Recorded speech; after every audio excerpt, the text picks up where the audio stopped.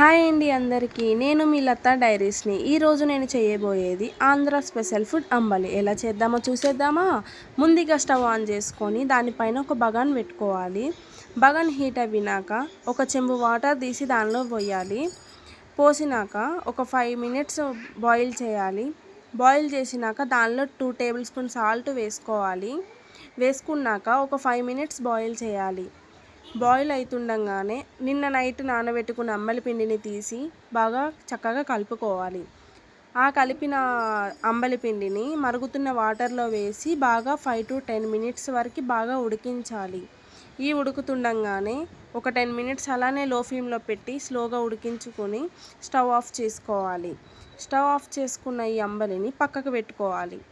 పక్కకు పెట్టుకున్నాక ఒక 5 to 10 మినిట్స్ అలానే పెట్టి చల్లగా వినాక దాని మీద మీగడ కడుతుంది. ఆ మీగడ మొత్తం తీసేసి తర్వాత మళ్ళీ ఒక్కసారి కలిపి వేడివేడిగా గోరువెచ్చగా ఉండేటప్పుడు తాగాలి. అంతే, ఇదే సింపుల్ది అంబలి.